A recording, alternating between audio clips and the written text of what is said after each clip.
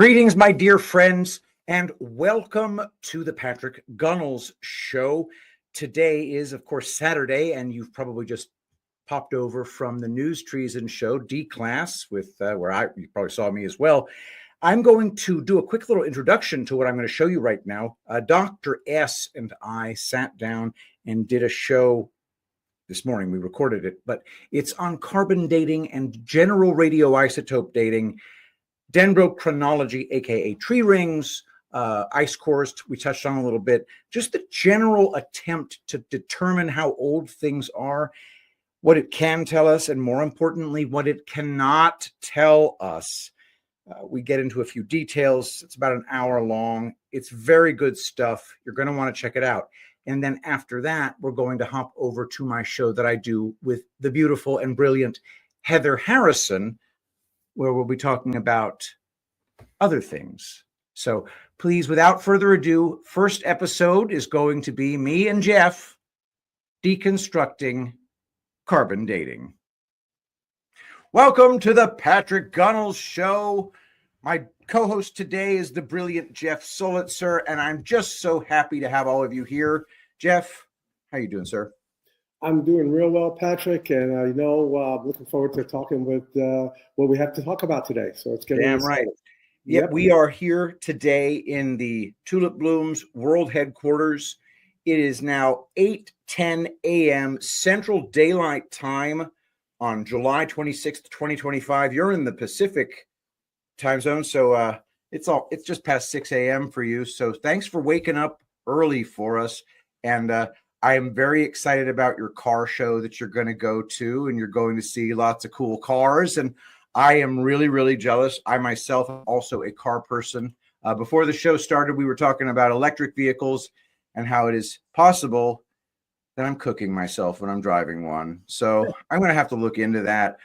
In the meantime, if you are feeling like you might have toxicity, guys, you need to go to epicminerals.net. Get your hands on the Epic Minerals Zeolite Extra Spray. Goes into your tissues, binds to heavy metals and other toxins, and runs directly out of your bodies as normal waste. You get that at epicminerals.net. Promo code Shapiro to pry 10% from my grasping hands. And now I want to talk about a little topic that has been really annoying me for quite a few years, a little thing called carbon dating, or probably even more accurately or more generally referred to as dating by radioisotope half-life. And we've been led to believe our whole lives that it has some kind of magical dating power using science. And so the background of this video is a clown wearing a white coat. He's in a science. If I were to back out of this background a little bit more, you'd be able to see that he was in a science lab, and he's got test tubes all around him, and he's a clown. So I want to start by talking about all the things that we believe because of radioisotope dating. We think that the Earth is 4.5 billion years old. We think that dinosaurs died 65 million years ago. We think all sorts of crazy stuff. We think a lot of our artifacts are unbelievably old. For example, I talk about this in a show I just did with one of my other co-hosts, Heather Harrison. We talked about Göbekli Tepe, which is an excavated an archaeological find of enormous significance that radiocarbon dating was used to estimate the date it being like 11,500 years old. So we just have to ask ourselves, how reliable is this kind of dating? Jeff, what do you think? Is that a pretty good approach? Yeah, I think it is. That's the best way to go about this, because there's a lot of emphasis placed on this, and it becomes the basis for a lot of the archaeological stuff that goes on. And Göbekli Tepe is an example of this. And, there are a lot of people who have done documentaries about this. So, yeah, it's all predicated on really quicksand, Yeah. ironically, right? Yes, it is. And we're going to, yeah, it's a good thing that you say that, because I don't think this is not a close call, in my opinion. However, it is also important to note that there is, at the bottom of the heap of this giant scam, which is what I think radiocarbon or radioisotope dating is, at the beginning of it, at the base of it, is something that is true and observable. But you have to put amazing amounts of, you have to couch it in lots of disclaimers. But let's go ahead and just talk about the history of radiocarbon or radioisotope dating. It was invented in the late 1940s by a guy named Willard Libby. He's a chemist who had worked on the Manhattan Project, another giant hoax, who later turned his attention to the peacetime application of nuclear science. So, his first published use of radiocarbon dating, 1949. Here's the premise, and this actually makes perfect sense. Carbon-14 is in the atmosphere, and it gets absorbed by living organisms. Carbon-14 meaning it has an atomic, atomic weight of 14, or possibly an atomic mass of 14, sorry. So the total sum of neutrons and protons is 14. It loses a proton and gains a neutron, and then becomes nitrogen 14. And as a living organism eats things, it eats, it drinks, it breathes, all of these things absorb carbon. And there's always a certain amount of carbon-14 in the air, in the environment, in anything. When the organism dies, it stops taking in new carbon. And that is when, supposedly, that dead organism becomes a closed system for a process we call elemental decay, radioactive decay. Carbon-14 loses protons and gains neutrons and becomes carbon-12. Does that all make sense so far? Yeah, it does. Keep going. It's good. Keep going.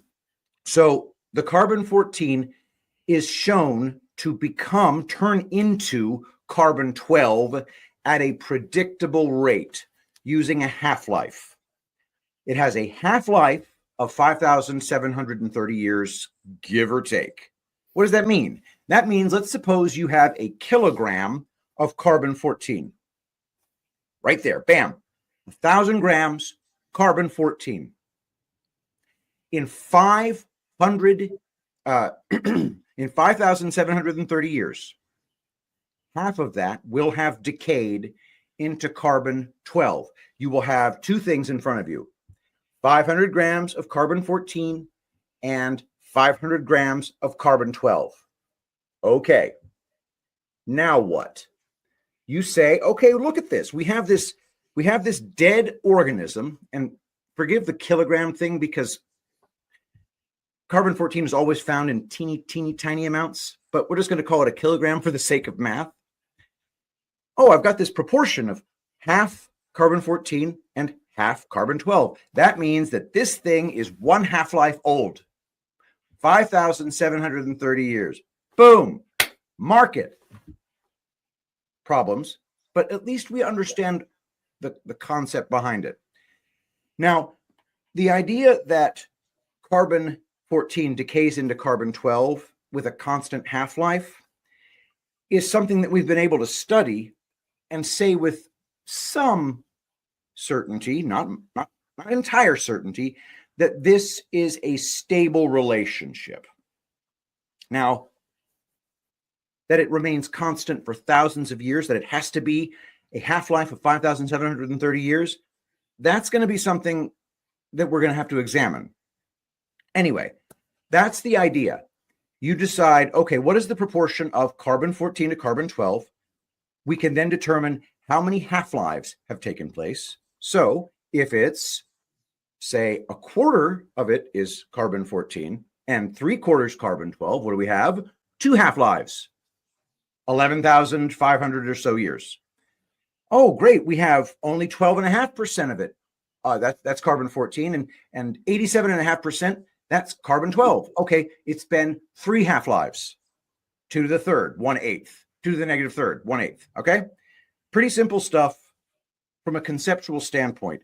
The number of half-lives that have passed equals 5,730 years times the number of half-lives. That's the age of the sample. Simple stuff, easy to understand.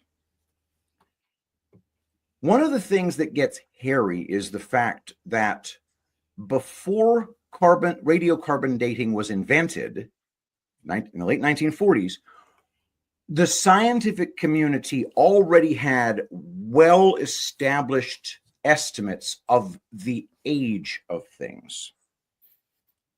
And that's a big deal. Jeff, what if I told you that the people who first studied viruses never ever found a virus? And when I say that, I mean they didn't even have electron microscopes. The viruses were first talked about in the 1800s by a guy named Ivanovsky, who said, well, my tobacco plants are getting sick and I can't find the bacterium that's making them sick, so it's got to be something so small I can't find it. We have something similar when it comes to carbon dating. It was already known, quote unquote, using stratigraphy and speculation that the Earth was at least 100 million years old. But back then, scientists were speculating. Carbon dating comes around, and all of a sudden, you have really, really specific numbers of years that you could say something is old. And all of a sudden, things got much, much older. All right. Fun facts. For 1950, no scientist ever dated anything as 10,000 years old with precision. You could only guess, artifacts that are there at the time, stratigraphy. There's no numeric scale. So when carbon dating came along, they started saying things really precisely. And that precision relies on assumption upon assumption upon assumption. And none of those assumptions were even tested at that point because carbon dating had just been invented. But the numbers looked precise, and therefore people assumed there was precision, because that's what people who don't know the science do. All right. Everything had a number. Now, let's talk about a few things that we believe before carbon dating. Lord Kelvin, for example, measured the Earth to be 20 to 100 million years old. After radioactivity was discovered, circa 1905, that number jumped to billions, but it was still hotly debated. Up until the early 1900s, most archaeologists believed human civilization began around 3000 BC with the rise of Sumer and Egypt, but there was no hard evidence of any human activity more than 10,000 years ago. That evidence only emerged after radiocarbon dating became the tool used to define prehistoric stuff. Ancient artifacts, bones, they were dated by context. The pottery layers, stratigraphy, rough guesses. They were never precise numbers. The Bible's timeline, for example, which is creation, 4000 BC. Before carbon dating, that was widely accepted in the public consciousness. Even secular scientists would tread carefully when publishing older ages. All right, so that's the gist there. Now, hold for processing. Jeff, do you have any questions so far? Any comments? I do. And, it's interesting because you suggest that prior to 1940, there was already a narrative as to the history of the world, of Earth, of humans. And the question is really, how did they come up with that? And you gave some examples of how, and all that was now changed after carbon dating became introduced or was introduced. And from my view, it looks like what they did was they created a narrative, and they're backing in science to cover their story is really what's going on. And I think that's what you're going to unfold in a little bit. Absolutely, yes. In the 1860s, a lot of really prehistoric backdating took place. Fossil fuels, so-called, were discovered in the 1860s. Coincidentally, Charles Darwin came up with his theory of evolution, which requires a very, very ancient Earth in order to have any meaning whatsoever. It is also in the 1860s when dinosaurs were invented and discovered. So they surmised that dinosaurs existed, terrible lizards, and then they said, well, would you look at this? We found their bones. 1860s. All of these things in the 1860s took place right around the same time. It's very convenient. Now, carbon dating has some limitations even in the mainstream science. One of them is you can't use carbon-14 dating to date anything more than 40 or 50,000 years. Why? Because 50,000 years is how many half-lives? You know, it's roughly 9.5 half-lives. Call it 9. Or call it 10 half-lives. So 9 or 10 half-lives, you know, 1 half-life, you're at half. 2 half-lives, you're at a quarter of the carbon-14 left. When you're at 10 half-lives, you are at 1,024th of the carbon-14. Instrumentation can't measure that. You have to be too precise, and even a tiny mistake results in your result being way off. So once you get to 10 half-lives, forget it. And really, come on, it's really more like 5 half-lives. So think in terms of 5 half-lives times 5,730. So 3,800, 38.5. Less than 40,000 years, forget it. You're not going to have any chance of having any kind of dating ability past that. Now, the assumption that the decay rate is perfectly constant, that half-life is truly 5,730 years, that is an assumption. And then you have to take into account, can it be contaminated? Can the sample be contaminated by outside carbon? Jeff, when you breathe out, you are sending carbon-14 into the air. What if you breathe on the sample? Okay, that's a genuine concern, because if you even get a tiny bit of carbon-14 into your sample, everything about carbon dating becomes utterly useless. Yeah, but also think of it this way. Remember, everything on Earth is carbon-based. So you're getting decay on top of decay.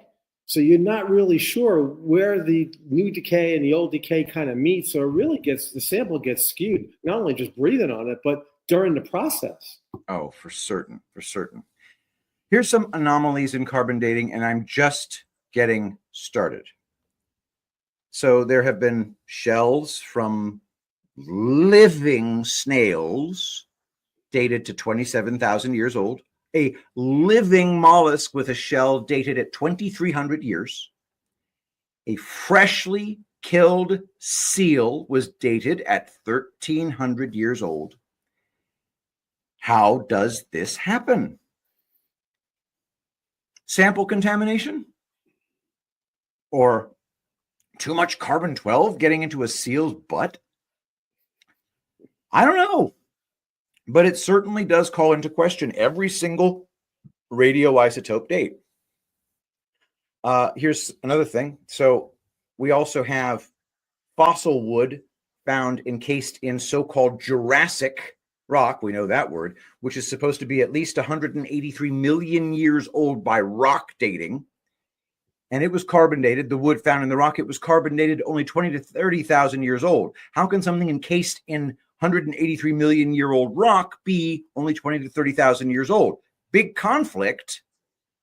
The scientists will just tell you, well, there's certain stuff that we call, I forget what they call it. There's a term for it, but it's a contamination process that happens in large carbon reservoirs. And then Göbekli Tepe, which is the the unbelievable excavation is dated currently at 11,500 years, but they're not using carbon dating to date the Göbekli Tepe rocks itself. They're dating coal and wood and things that are found around it. All right. Now, this is probably a good time to pause and just talk about what I've just talked about. Comments? So, a couple of things. First, there are so many moving parts to this that that need to be discussed. And again, like we talked about contamination, we talked about other decaying beings or objects or structures that have happened that kind of taint the sample. Yeah. But more importantly, the question really is, I think you have to look into what's the outcome of the dating? In other words, is it supporting a narrative that is something that people want us to believe? Now, let me just add this. I'm in healthcare. I'm actually a dentist by training, worked in corporate, and we did a lot of seeking out to find studies, scientific quote studies to support a product or a process or whatever. And what we found was it was pay for play, right? So what kind of outcome would you like, Dr. Solitzer? I mean, we can, and that would be $500,000 to do that. And, and of course, if you went to a certain university, they would say, well, we're, run by this type of specialist or physician or dentist, and they're not going to be happy with certain kind of outcomes. So maybe you don't want to come to this institution, those kinds of things. So, and then we also know, if we go back to the C word, the COVID word, we know that a lot of the science behind it really wasn't science at all. So anyway, so getting back to this, Patrick, from my perspective, again, I get back to this old line. What are they trying to tell us? What are they trying to teach us? And is there a better, more reliable mechanism to get there? And I've always challenged narratives if they've been there a long time. Absolutely. Absolutely. I think that the thing that is most important to the narrative is that the book of Genesis does not provide you with anything other than silly myth, and that the scientists provide you with real truth. I think another part of the narrative is there is not a God, there is only chaos, and you are but a speck of nothing living in a void of chaos. Those pieces of the narrative are absolutely essential to the main narrative. And one of the aspects that is fundamental to that narrative is our world is incomprehensibly old. And this is a perfect way to make that happen. And over again, carbon-14 dating from the scientists has yielded results that indicate, my goodness, we have got some old things here. Hey, Patrick, can I just cut you off for a second? Because remember, the narrative is not only how old Earth is, but Earth is a relatively young being in the universe, right? Yeah, so what it's doing is the narrative is taking us further and further away from source, or whatever you want to describe it, your spiritual connection. And that's the purpose of the narrative. And that's the purpose of carbon dating, is to make it so that you understand you're nothing but this little speck. You have no connection to source, and that you have to rely on government. You got to rely on everybody else to give you what you need. You can't be spiritual. And if you want to be spiritual, go to a church, go to a synagogue, but that's all false too, because we all know your relationship as a spiritual being is direct with God, direct with source, or whatever you want to call that being, because it's all about the experiences. But anyway, I think we have to keep in mind what the real purpose of it is. And again, that makes Earth so much younger. Think about what the rest of the universe is supposed to be as old as it is. Yeah, absolutely. I think that taking us away from source also makes us more disoriented, and it makes us easier to fool. There's a certain resonance that truth has that I think we can feel in our souls. And so the further we are, the more false things we believe, the easier we are to control. Next, we have broader radiometric dating. Okay, so carbon-14 is just one method. Other radiometric dating methods, uranium, lead, potassium, argon, rubidium, strontium, it's used to date rocks and fossils. So one of the things about carbon dating is it makes use of the fact that living things absorb carbon as part of, respiration, consumption, just biological processes. And when they die, they stop doing that, which allows the carbon-14 level to stay the same, no new carbon-14 coming in, which allows it to become a closed system that decays at a predictable rate. But that works for living things only. How are you supposed to date a rock? Because that's what had to be used. Earth, 4.5 billion years old. Dinosaurs died 65 million years ago. So here are the principles and assumptions. Isotopes decay at known rates. Half-lives, ranging from thousands to billions of years. So by measuring parent and daughter, so for example, carbon-14 is the parent element, carbon-12 is the daughter element. If you look at the parent and daughter isotopes in a rock, geologists can estimate its age. For example, potassium-40 decays to argon-40, which has a half-life of 1.3 billion years. That's, oh my God. Okay. Anyway, so the potassium argon method measures accumulated argon-40 gas in a volcanic rock to date its solidification. So the assumptions made are that the half-life of potassium-40 is a known quantity of 1,300 million years. And that this is constant throughout all of time. So another assumption is that the rock, when it was like in its ultra hot birthing stage, right, that all of the atomic mass element was potassium-40. No argon-40 was present when the rock cooled. And once it cools, it becomes a closed system and no new elements can be introduced into it. Another assumption. So you have to start with 100% potassium-40, and the rock doesn't get any other new introduction of anything, no contaminants. And that the decay rate is 1.3 billion years per half-life. So here are the anomalies that we get from so-called science like this. The Mount St. Helens lava dome, also known as the potassium-argon dating disaster, found that a lava dome that formed after the 1980 eruption of Mount St. Helens, a known recent event, they dated it using potassium-argon dating. The rock gave an age of 350,000 years. So, l'chaim. And mineral concentrates from the same rock ranged from up to 340,000 years up to 2.8 million years.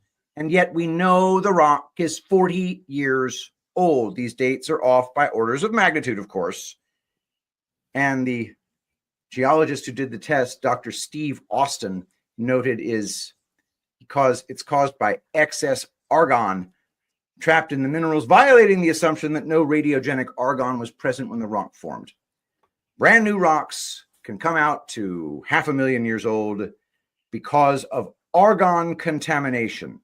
This is, of course, post hoc ergo propter hoc. So this is post hoc logic saying, okay, I didn't get the results I want. I'm going to retcon my experiment and say, I know exactly what caused this. But what they're doing is surmising cause of the anomaly based upon their own scientific paradigm, which they themselves have not proven. It's freaking horrifying, dude. The fact that you can have this kind of flim-flam going on and have it be treated as actual science. I'm beside myself on this potassium argon stuff. Yeah, but welcome to our world. I mean, again, this is not just what's going on with carbon dating and other techniques to try to figure out how old the Earth is. And this is involved in most of the things that we call science today. Most of it is just made up stuff backing into a narrative that was, placed upon us. And the scientific community went along with it because of all the rewards they get. They get professorships, they get all sorts of, they get tenured, they get all these things that they can do as long as they play the game. And that goes on and on. That goes on and on. It really does. So, by the way, I want to challenge everybody to talk to ChatGPT, and then I want to challenge them to type to ChatGPT. I mean that. The voice interface has become incredibly advanced, and the voice interface ChatGPT is a completely different mind, and it will defend radiocarbon dating to its last breath. The text version will be much more circumspect about the precision of the science.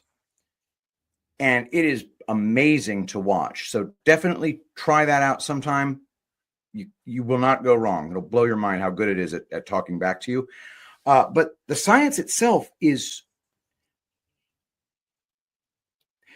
I don't know how to put it. It's so obviously designed for deception. In the case of carbon-14 dating, it's actually got some integrity to it compared to this potassium-argon stuff. Because with the potassium-argon stuff, simply assuming that the entire sample was 100% potassium-40 when it cooled, I don't have any words for how stupid that is.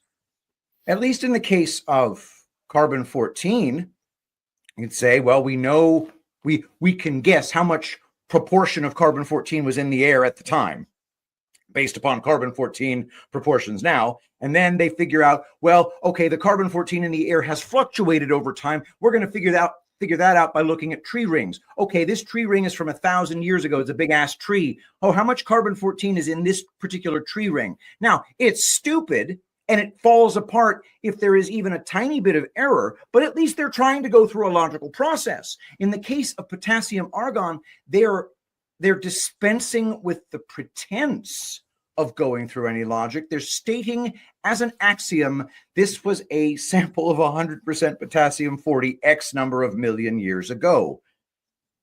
It's like they just don't have to try anymore because anybody in a white coat is automatically taken as being super smart by the people because the people's IQs are dropping like a stone. I don't know where it goes from there. Well, again, it's also the fact that people are brainwashed to not challenge what they've been told. That's why they get lazy. And that's when you really have an opportunity as a conspiracy theorist, so we're called, having recognition specialists, where, we understand that you got to challenge these narratives, and it gets easier and easier, to be honest, because they get lazier and lazier with the narratives. Exactly. And by the way, I like that pattern recognition specialist stuff. That's excellent. That's the first time I've heard that, actually. But I don't mind conspiracy theorists. I'm fine with it because the world is freaking chock-a-block with conspiracies. And you can only start talking about conspiracies if you're willing to theorize about them and be willing to be wrong once in a while. But I digress. Okay. Check this out, Jeff. You ever heard of diamonds? Yeah, I think so. I hear that there are these people in South Africa that did really well with these little rocks made of very neatly stacked carbon, also known as diamonds. Man, I hear that diamonds are just, in addition to being a girl's best friend, they are old.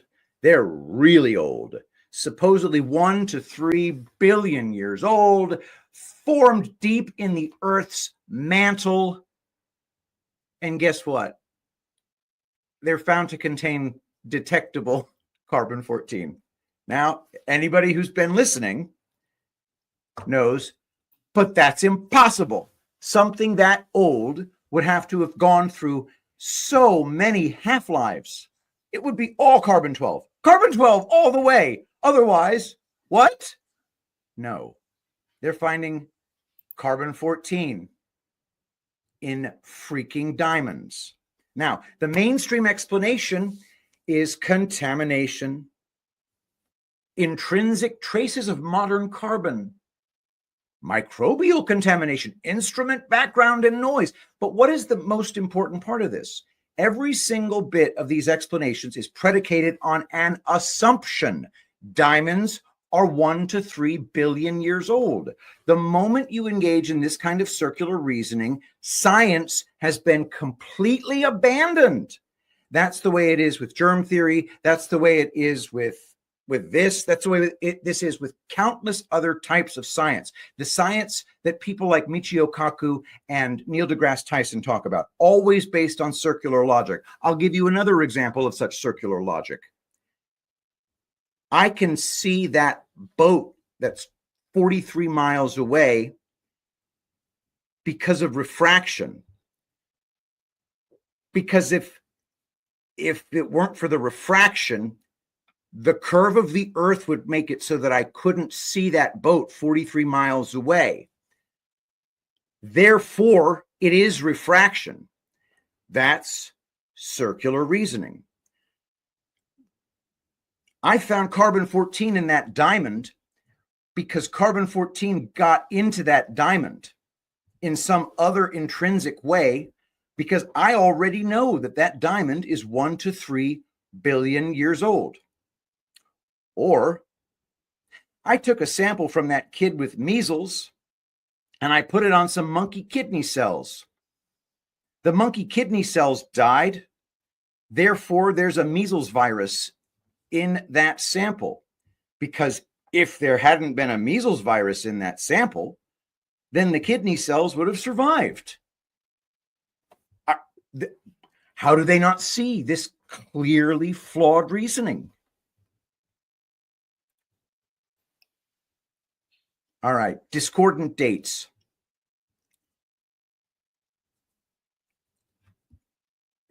Here's an example. A volcanic rock in East Africa along the Uganda, Zaire, Rwanda border, known to be very young, possibly even recent historic, produced a rubidium strontium isochron age of 773 million years. Geologists didn't accept that as the actual age because they knew it wasn't. Instead, they interpreted it as a mixing line rather than a real date. And one geochemist quipped, "You only know it's a mixing line because you knew the rock should be young in the first place." The geologists see it.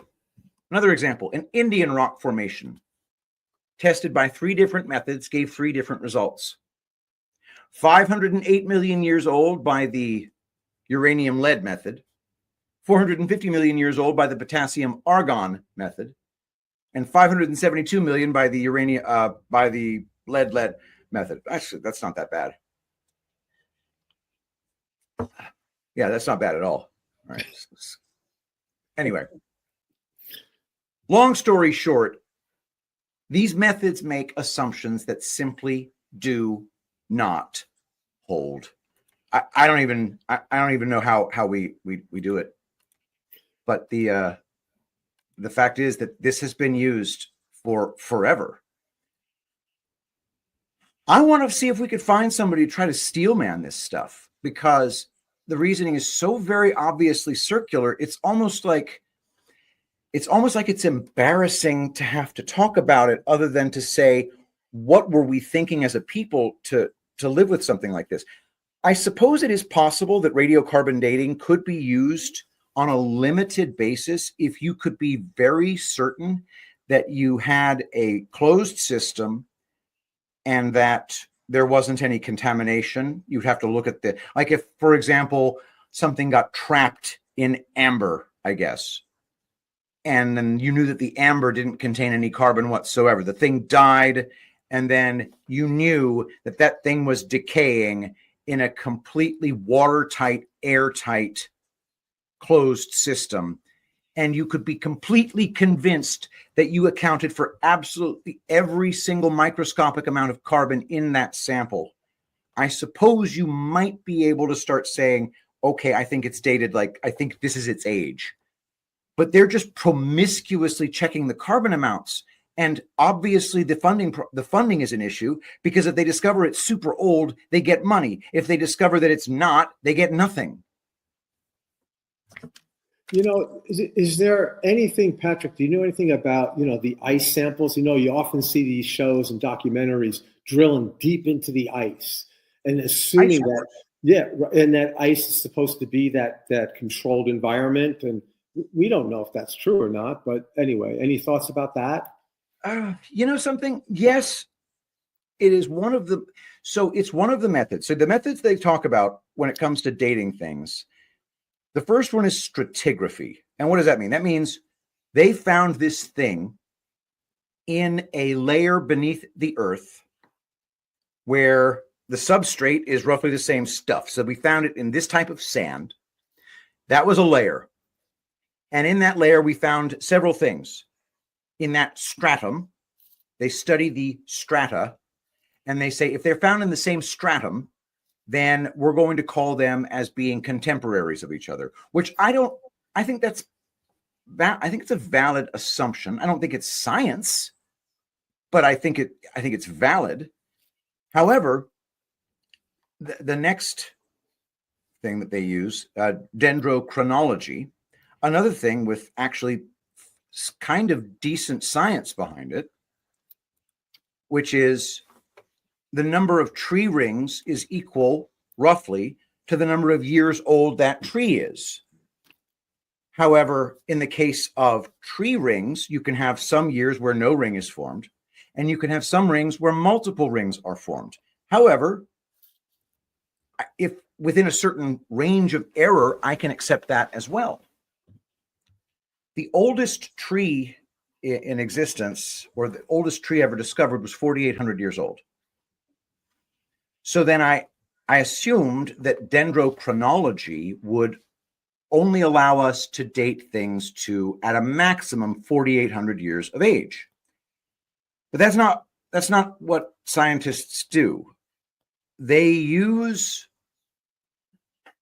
dead trees and match them up with other dead trees with similar ring patterns, using only partial tree samples, not the whole tree. You don't get to count all the rings. You just get to look at a little bit of ringage. And then they try to match it up with other ringage from other trees. And when they see patterns that look the same to them, they decide that these trees have to be contemporaries. So that's insane. So much subjectivity gets introduced there. It is an opinion as to whether or not one set of tree rings matches up with another set of tree rings. And any mistake at all causes the entire house of cards to fall. So something that started off as, wow, that's pretty sound. We observe that trees add about a ring per year. We can cut down a tree, count the rings, know how old the tree is. That's pretty good. But then then hubris becomes part of it. They say, okay, well, we got to do better than this. We got to figure out how to date trees when we only have a little bit of the tree, or if the tree is fossilized, or if this tree and this tree have similar patterns. We can date things back to 12,000 years ago. No, you can't, okay? You just can't. But we've been led to believe that you can because we're scientists. And it's not pretty, but it's just the way it is. Let's see. Sorry, I'm pulling up the next item on our agenda with the dating. 1 second.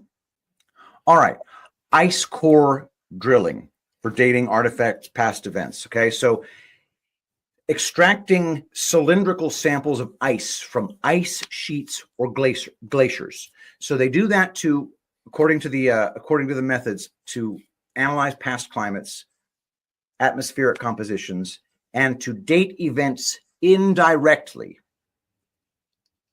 and to date artifacts that are near or within the glacial layers.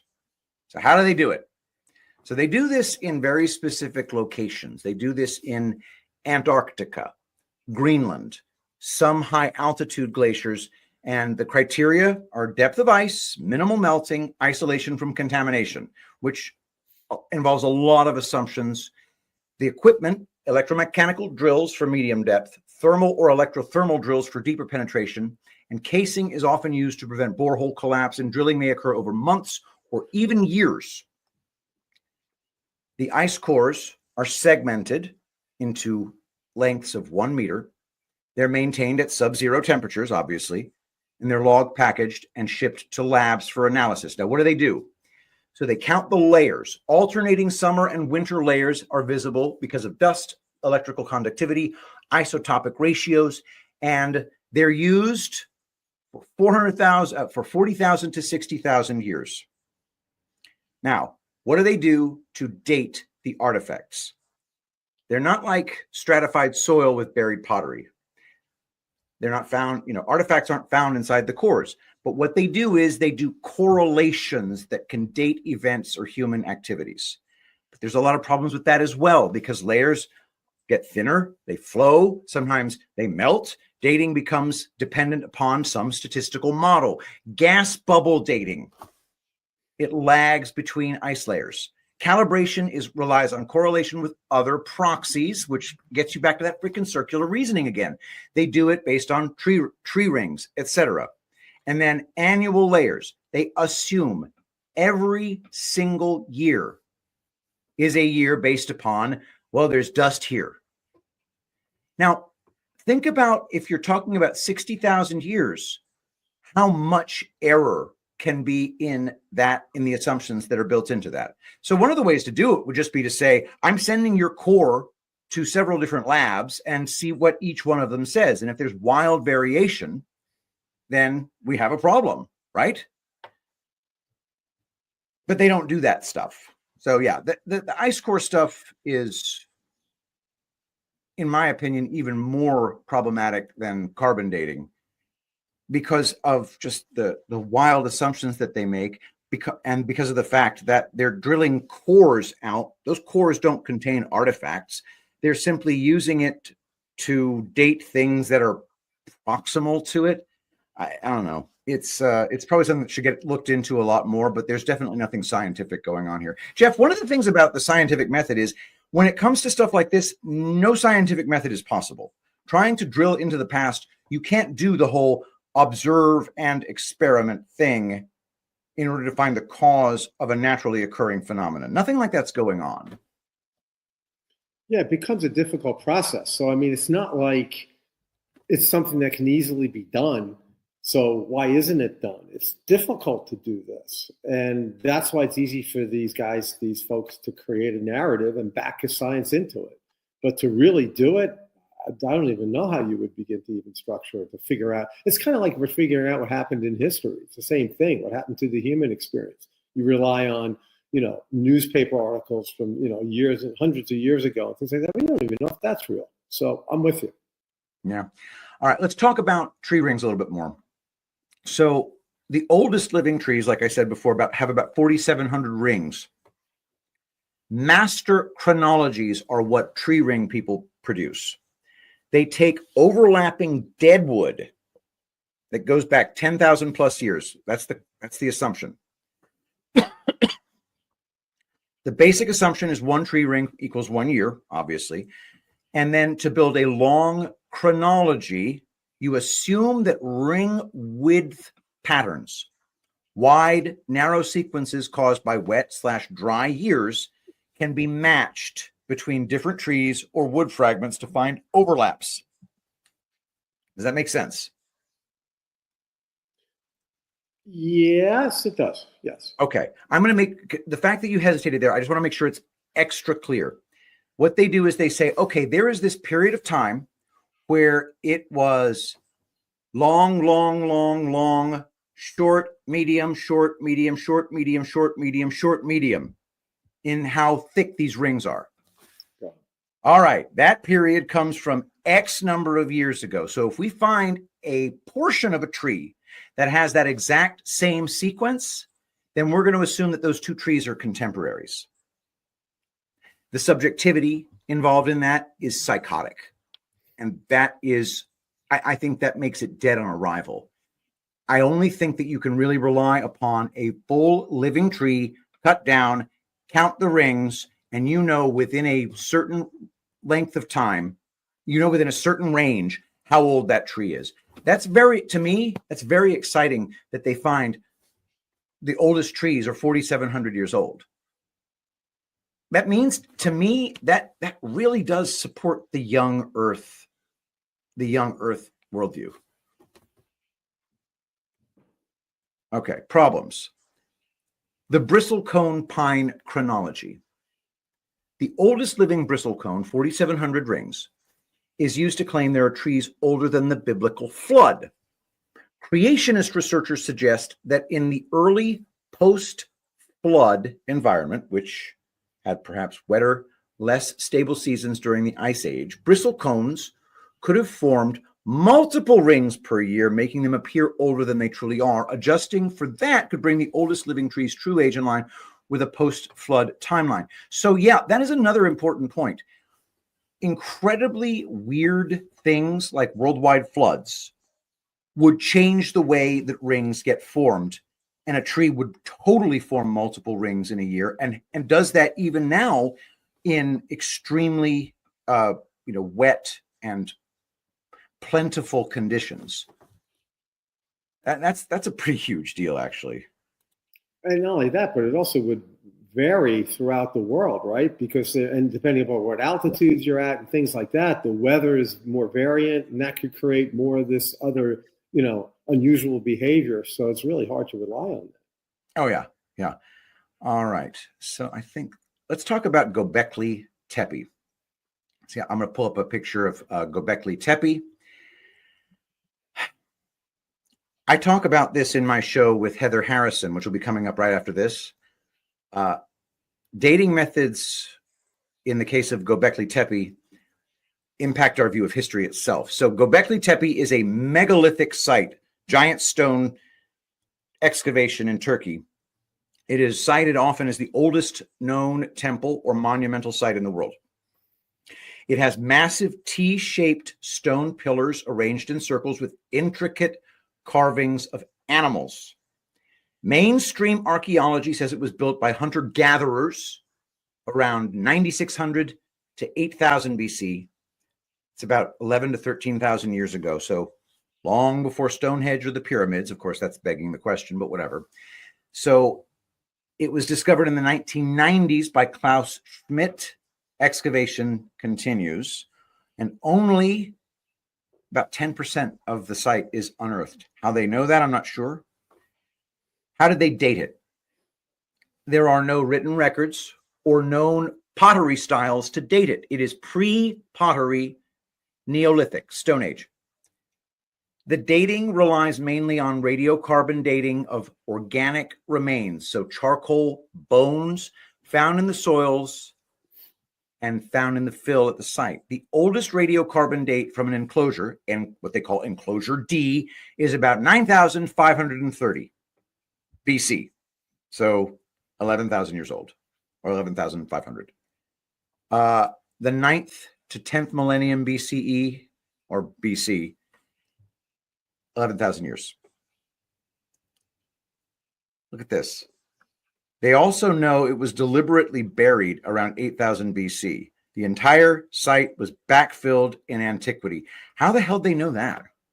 No, but how did that happen? That's what they used to do. They didn't bulldozers. Like, that's kind of silly, isn't it? I don't get it. That is crazy. All right. So anyway, very important to note, they're not dating the stones. They're dating material around the stones. Now, okay, if that dating were reliable or useful or meaningful, that would be great. The carved pillars themselves cannot be dated by radiocarbon. So charcoal around it is what they're going to have to deal with. Uncertainty factors, of course, reliance on radiocarbon dating is ridiculous. The site is incredibly complex. Ground penetrating radar, which, by the way, is also useless. When they do ground penetrating radar, suggests many more structures are still buried. Ground penetrating radar is a crapshoot itself. When we have done ground penetrating radar to detect the materials in the earth, we are wrong more often than we're right about what we're hitting. So ground penetrating radar is just a wild ass guess, in my opinion. There's no historical cross-check, deposition versus construction. The radiocarbon dates often come from materials in the fill that buried the site. So fine, if it was buried by something, then it would be a younger material that was used. Now, there are some conspiratorial theories on age. Some researchers like Graham Hancock have suggested that Göbekli Tepe might be much older than reported, or that it preserves knowledge from a lost civilization. And they speculate that it's a legacy of people who survived an earlier cataclysm. And then some are arguing that it's actually much younger and that the radiocarbon dates are viewed as inflated. Here's one, but here's something that actually really does kind of just blow everything up, in my opinion. So I'm going to tell you about the astrology argument, precession and pillar 43. I'm going to show you a picture of what this argument is, because they're arguing that it's about 12,800 years old. Astrological claims. There is something at Göbekli Tepe called pillar 43. This blows my mind, by the way. The star constellations and the slow wobble of Earth's axis. So this is going to be kind of complicated to explain, but it's absolutely essential. When you look up in the sky, you see stars. Those stars are moving throughout the night sky in a circular pattern, and when the night is over, the circle is done because you're not seeing stars anymore.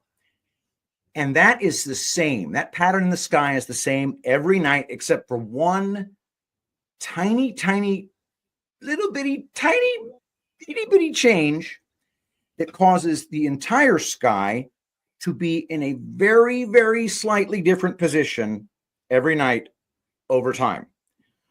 So that the normal position of a given constellation will be microscopically different in the sky and will very, very slowly precess over time. And that the expected location of a particular constellation based upon precession would have been different thousands and thousands of years ago. I hope that explains it. So in the case of Göbekli Tepe, they found a stone called Pillar 43, which is covered in carvings. A large vulture, other birds, a scorpion, and abstract symbols. Now, some have interpreted these things as being constellations. For example, the scorpion could represent Scorpio in the sky. And this is the part that drives me nuts.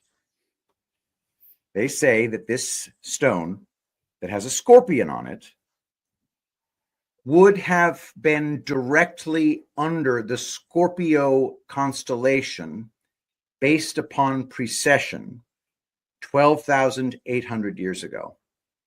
And that it's precise. And that this must be 12,800 years ago because that is when Scorpio would have been directly above that freaking stone. Jeff, I don't know what to say about that. Help me think of something to say about that because it's just appalling to me. Yeah, no, that's a ridiculous assumption to grasp and to create. It's just silly as all get out. The part that's silly to me is the assumption that the people of that time associated that cluster of stars with a scorpion. Are you kidding? Anybody want to see? I want a picture of Scorpius. It'll freaking blow your mind. I'll put it in post. The Scorpio constellation is a cluster of stars, and some people decided that they could connect it together in a way where it's a freaking scorpion. There is no way that is just universal from people to people, and it is the biggest reach I've ever seen in my entire life. Like the level of hubris on the part of the so-called scientists who made that claim, they've beclowned the entire field.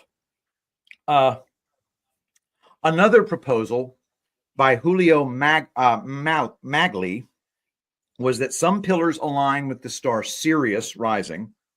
Others have suggested alignments with Orion and other constellations. There's no consensus. The precession primer, by the way, real quick, they call it a 26,000-year wobble of Earth's axis that changes which constellation the sun is in on the spring equinox, and this happens over millennia. They call it a wobble in the axis. What's really happening is just a very slight position change, but they call it a wobble, whatever. So it's bad. And even mainstream archaeologists call it extremely far-fetched. Unlikely that hunter-gatherers in 10,000 BC would see the stars in the same constellations defined by much later cultures like the Greeks and Mesopotamians. So yeah, that's freaking nuts. Anyway, many have used the Pillar 43 theory to argue for a very specific date for an event at Göbekli Tepe, which implies an even earlier advanced knowledge. So if we're critiquing dating, we should also critique alternate dating via stars. But the point is, no method that we have at our disposal is able to give us any precise date for objects that we dig up. And that's just our situation, you know. Carbon dating doesn't get us any more clarity about the age of our world. It gives us pretty much nothing. And I don't think that we should trust anybody who relies on it. That's well, speaking of that, the trust, my lunch break guy does a great piece. He does a few, podcasts around, historical events, trying to understand what they are. And of course, the first thing is that these archaeologists, always associated with the universities, right, are, first of all, they're the only ones who can go there and excavate. Like you and I couldn't go there. Right? It's roped off, and that's because we would damage it. We wouldn't know what to do, which is probably true. But there are others who know what to do, but they can't get in either, the experts that are not part of the university. So that's the first thing. It's a controlled environment. The second thing is that they throw you a bone on the pottery. He gets freaked out about the pottery. What is the significance about pottery? He gets into it. And then he shows this, there's like a factory of people making pottery. And it's like he's giving you what they do is they go buy some of this crappy pottery and they break it up and throw it into the dirt, dig it up a little bit, and then if they find it, say, "Oh, look, we found pottery." Because he's basically saying they distract us with that. Why is it so significant to pottery? What makes us think that everybody, all they did was walk around, hunt and gather, and cook food? Is that all they ever did? And they ate it on this pottery. It's just such a silly assumption. But I guess what it does is it's a perfect example of the narrative and the way they brainwash us to try to understand things and to make a story back into a story. And it's really good the way he does it. But, we talk about the pottery, and that's what we get to see. We don't get to see anything else. We don't get to see all these great bones of giants and all sorts of, six-fingered, humanoid beings that were buried. And they destroyed all that, or they keep them in some other place. We don't see that, but we get to see the pottery. It's always damn it, dude. You're so right about that. There's got to be an enormous portion of the discoveries in archaeology that are 100% kept secret.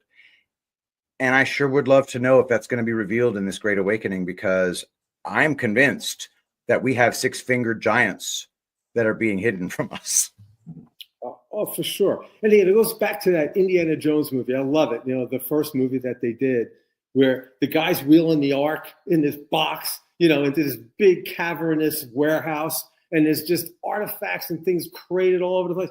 That is true. I believe that to be true. And I'm really looking forward, and I hope you're right, during this awakening, we get access to this stuff, because it's going to rock our world. We get to see what's out there. That is for sure. Jeff, I am so delighted to have you here today. I want to remind everybody here, go to epicminerals.net and buy the Zeolite Extra Spray, promo code Shapiro, to wrest 10% of the sale from my greedy hands. And don't forget, it goes in here, in your mouth, and it binds to heavy metals and toxins, and it makes you a healthier person. So check that out, epicminerals.net. Jeff, I guess we're going to talk about what are we going to talk about next week? Maybe get into the bloodlines a little bit more. Because the bloodlines, the Coloonies, and all of that good stuff. That'll be really awesome. So check that out next week. Hopefully, we're kind of settling into a schedule here, following up the D-Class show on Saturday. So we're going to see if we can start settling into this time slot. That's a really nice time slot to go to follow News Treason like that. So last week we had a lot of success with it. So thank you everybody for watching. Don't forget to hit the thumbs up, subscribe to this channel, share this video. Thanks everybody, and we will see you next time. Bye guys.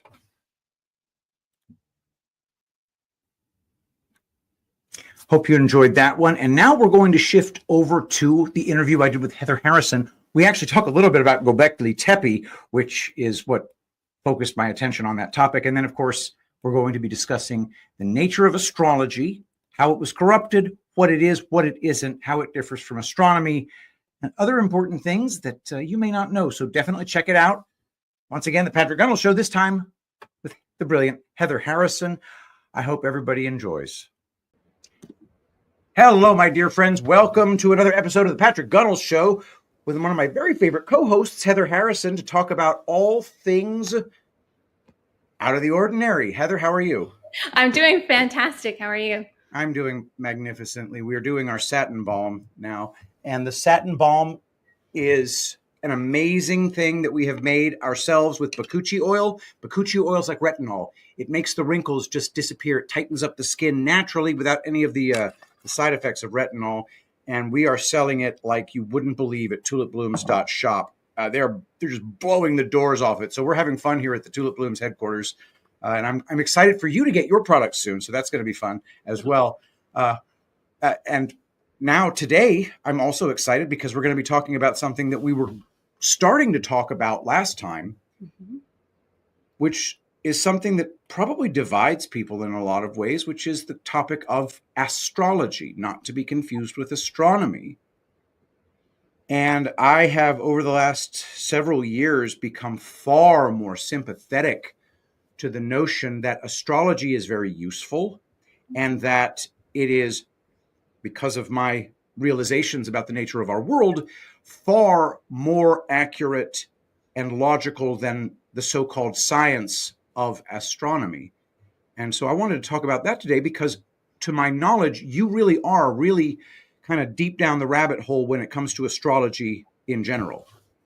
Yeah, and in a way that's a little bit more unique. I don't really consider myself to be like an expert astrologer in that I've done a bunch of readings, and so I've worked with astrology as a science. I'm like an intermediate astrologer in that sense of being able to look at birth charts and transits and understand and do the breakdowns. But my expertise is a little bit more in understanding how astrology is connected to what I call the matrix, right? Yeah. The illusion that we kind of live in, the ecosystem, really, whether you want to look at politics or economy or the world at large, right? A lot of it is revolving around astrology. Right. And there's different reasons why. Yeah. And like we mentioned last time, right, a lot of the rituals that we see happening in the collective, they're definitely timed specific with astrology.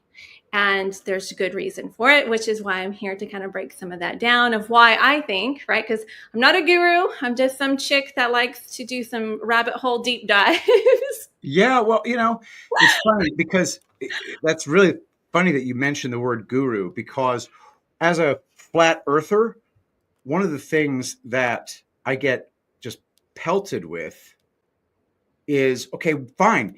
If it's not a ball spinning in a vacuum, then what is it? I'm like, whoa, I'm not your guru, okay? I just showed you that this model that you showed me is flawed and can't be true, but I don't have any magical knowledge about what the universe is. I just know how to cross things off the list, especially the stuff that I was taught when I was 3 and completely impressionable.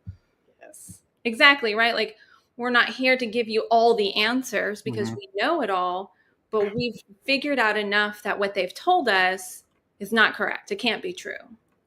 Exactly. And we've got to start figuring out what other pieces to the puzzle there are and trying to figure out what's really going on. Yeah. So here's a little bit of definitional stuff as far as astronomy and astrology. We'll just go based on etymology. So astronomy comes from the Greek astronomia, astro meaning star, and nomos meaning law, the law or arrangement of the stars. And then astrology, simply astrologia, astro, star, logia, the study of. So astrology is a far more general term relating to the stars, and astronomy means the laws of the stars. And that has come to mean the physical laws that the stars obey. Right. Would you say that's about a good, accurate description? Correct. Yeah, it's more about the 3D practical science, right? How can we fit this into Newtonian physics? Well, yeah, exactly. Which is its own rabbit hole of fake nonsense, but perhaps another day. In any event, astronomy has been given, pardon the turn of phrase, has been given gravitas in the scientific community. Neil deGrasse Tyson is thought of as a real, actual smart person rather than the drooling con man imbecile that he is. But I digress again. But what I love about astrology is something that I realized when I rejected the heliocentric model, that what I look up at in the sky is God's flawless clock. Mm-hmm. Every star will be in its place at its time, every time. And it has been so as long as the sky has been up there. It's one of the only unchanging things in our world. And so to ignore it or to treat studying it purely for its time telling or epoch marking capabilities, dismissing that as flim-flam is bullcrap. It is not flim-flam. It is useful. I agree. So, it's the history of astrology, right? That's what we can start with, is really understanding, like, okay, when we say astrology, there's lots of types of astrology, right? Yeah. And so in the most basic form, it's really just stargazing and star mapping, which has been done for tens of thousands of years. I believe, right, in the Graham Hancock alternative history timelines, we've talked about those before, that most of our megalithic structures, the Machu Picchu's, our pyramids, are probably a lot older than what we are told. And what we find in all of these megalithic structures is that in some way, shape, or form, they all have some type of astrological meaning. A lot of times it's solstices or equinox, right? There are guides there, but take any continent, take any culture, and we can break down what those pyramids, what those structures were mapping in the stars, and probably digress a little bit of like, this must be important to their culture, right? This is how they viewed time, how they mapped time in a more cyclical sense than how we map time now in a more linear sense, which is important. As we progress through the history, we can see that we are taken away from some of the astrology's deeper connections to the real stars, to the real energetics of it. And it's been hijacked, partially in the linear timeline of thought, right? Wow. Yeah. Astrology, in its sense, if we're star mapping, we see everything moving in a circle, right? So everything is cyclical. And even before we see the generated, what am I trying to say? Even before we see the 12 sign zodiac wheel generated, we can tell that most of those ancient or indigenous cultures were using cyclical time. Okay, so let's talk about time for a second. You just made use of the term equinox. So that's just an abstract word that didn't mean anything to me until I started trying to figure out what the sun and moon were actually doing. An equinox refers to, because the days get longer and then the days get shorter. There's a time in the year when the days are the same length, and that happens twice. Once in the spring and once in the autumn, and those are called equinoxes. Mm-hmm. The vernal equinox takes place right around St. Patrick's Day-ish. I guess the fall equinox is kind of close to Labor Day, maybe in that range. Usually around the 21st of September. The 21st of September. Okay, so yeah, you got the late September equinox, and then the solstice, the winter solstice, would be when the days are the shortest, and the summer solstice would be when the days are the longest. And it's different in all regions also, correct? Or for the hemispheres, right? So the equinoxes are the seasons, right? Because the equinoxes and the solstices are really the markers of the seasons. Yes, okay. Right? And so if we're in the Western hemisphere, then we have our summer solstice. You mean the Northern hemisphere? Correct. Okay. Yeah.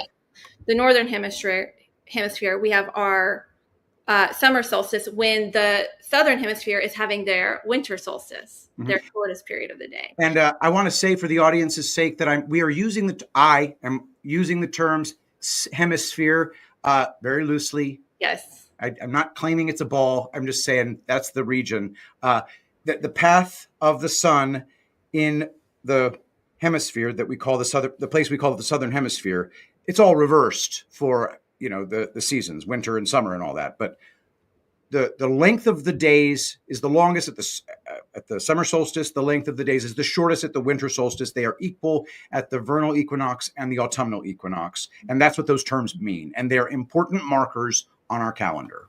Right. And most cultures, right, studied these. These are the stargazing that they did, more so than even some of the other constellations. Although, are you familiar with Göbekli Tepe in Turkey? Nope. So this is a really cool megalithic structure. I think it was originally found in the mid-2000s, and shortly after they found it, they closed down any type of archaeological digs on it. They're like, oh no, we can't let you guys understand what this is. So it's in Turkey. It's up on a really high mountain. And what it is it's actually buried megalithic structures. And there's several of them. There's one large circular one that they started excavation on. There you go. Mm-hmm. And so you see it's in their circular patterns again. And on a lot of those pillars, especially the ones that go around the circle, there are different cosmology signs. There's planets. There are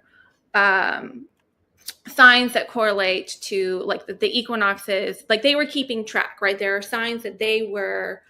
Okay, let me just, I'll stay off of the pictures because I think that it's called Göbekli Tepe, the very Potbelly Hill. Okay, so according to this, it was settled around 9500 BC. Whoa. Okay, so pre-pottery Neolithic. That is freaking crazy. Okay. And our non-mainstream archaeologists date that back even further. That it was buried around 12,000 years ago with the Younger Dryas. It was buried, not when it was made, right? Because it's made out of, I believe, limestone again, which is something that we can't carbon date, which means in these megalithic structures, there's just best guesses, right? Okay. What they tell us. Carbon dating, when you look deeply into it, it's a lot of guesswork. They get real arrogant about it too. When you start asking questions, well, how do we know that this sample was in a closed system this entire time? Well, we just do. Thanks. Okay, because carbon dating it's useful when it's done right. But I'm deeply skeptical of all these people. But anyway, it's old as hell. It was from a period of time when you can see that the people there didn't use pottery.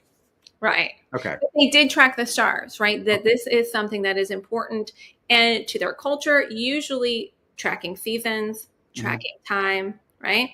But we don't see what I consider to be more of the inversion, which is then personifying the energies, right? And creating what we have now is the 12 zodiac wheel. So in the history, in the beginning, we just had star mapping of cultures that understood time is cyclical We go through seasons, we go through changes of energy, and that this is important for us to track through our human evolution. If you go into a lot of the spiritual teachings behind it, it connects into the idea that our souls go through evolutions or growth, right? So as we progress through the seasons, so do we internally or evolutionary. Okay, so what I'm hearing, when you refer to the inversion, you mean using astrology to tell people their fate? So I use the term inversion for when the watchers, the fallen angels, you can call them the reptilians. Oh, I want to call them all sorts of things. So I don't know anything. I haven't even read the Book of Enoch, Heather. So I mean, I'm just a little babe in the woods when it comes to this stuff. But ever since I rejected heliocentrism, I read Genesis with a very, very literal eye, that the earth was full of these fallen angels who bred with women, who made the Nephilim, who turned out to be really awful, and so forth. I'm not even 100% sure they're gone, you know? They're not. Okay. I don't think they are. I definitely don't think they are. But that's it, right? So when they fell, right? Biblically, we have that in Genesis. But in archaeology, we can start to see this in ancient Sumer, right? So I take what we see in the spiritual religious texts and then look at it also in what we're seeing in archaeology. Because in the Sumerian texts, these are the oldest texts that we have. We have cave drawings, we have oral traditions. These are some of the oldest actually written down understandings. It is about the Anunnaki, which Anu means star people, star beings that come down. They present themselves as deities or gods, right? And they start interacting with humans, which sounds very much like what we see repeated over and over again, not just in the Bible, but in other, even in the Dogon tribes in Africa, and the Hopi tribes here in the Americas, we see these same things repeated. So we have to understand, okay, that there were these beings that were not gods, but portrayed themselves as gods. Okay. And the entire Gnostic idea, which kind of overflows into some more of the New Age spirituality, is that they now have created like this matrix system that we live in and are manipulated and somewhat controlled by. We can break free from it. However, oftentimes it's much hard to, the way that they trick us to stay inside of it. Yeah. Astrology, in your opinion, then, has been used as a weapon to keep the soul in the trap. Correct. Okay. Yes. So it starts in ancient Sumer. We see this is actually where astrology starts to take on more of the planets are now associated with deities. Okay. In this case, Greek deities. No, these would be Sumer deities, right? Because these are still in the Sumerian texts. Okay.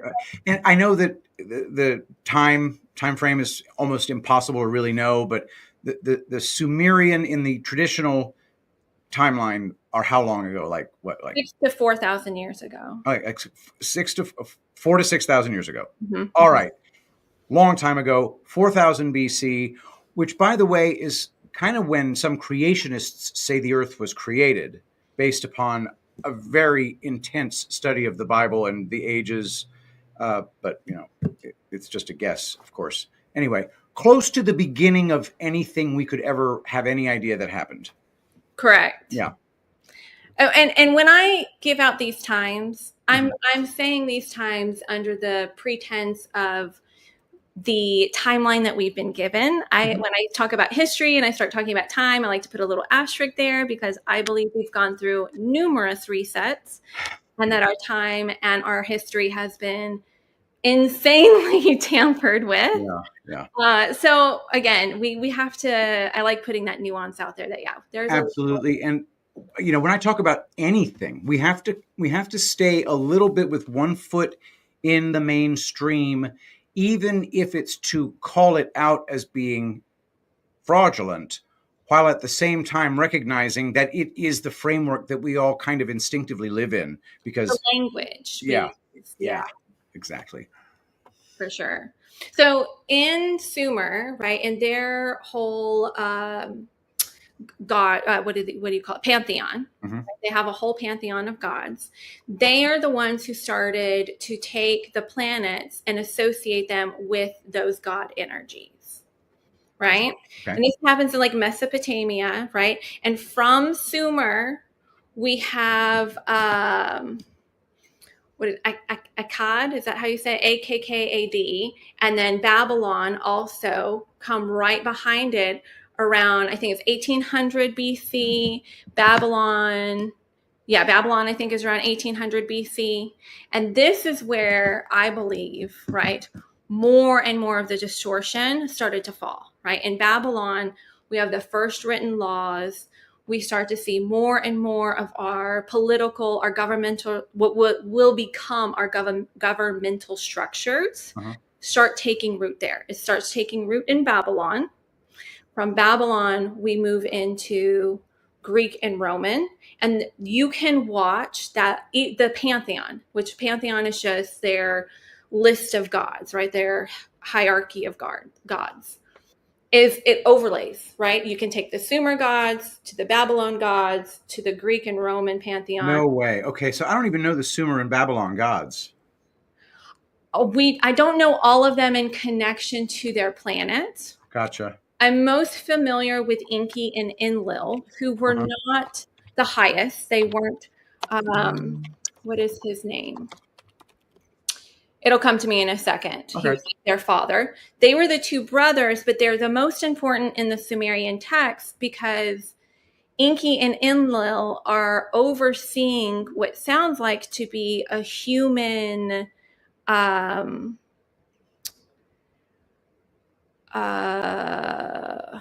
what's the right word of saying it? A transhuman agenda where the Anunnaki came and they wanted to create a race of slave beings. So they took the hominids that were already here. They actually took a couple different species. It like took them thousands of years, according to their texts, to figure out which. According to the Sumerian texts. According to the Sumerian texts, correct. We have access to Sumerian texts? Yes.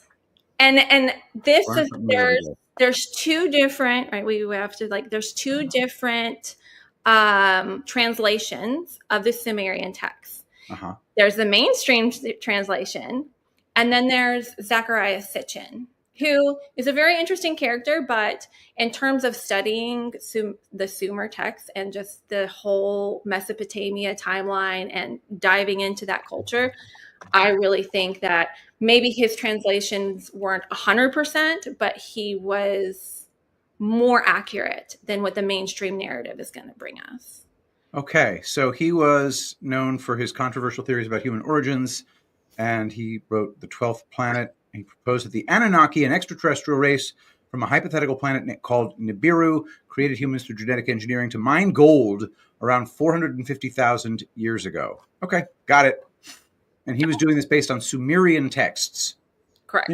So he was having to translate Sumerian. Okay, well, good luck. I don't know how they do it, right? How they figure out. Now I want to learn how to translate Sumerian, I watched Buffy the Vampire Slayer. If Giles could do it, I can do it. But that's where we really start to see a lot of the evolution of our common Western culture, right? And this is important because this is what I call the distortion. So if these beings came, whether or not they hybrid raced us, I do believe they tampered with our DNA. We have some reason to suspect somebody did, even in mainstream science.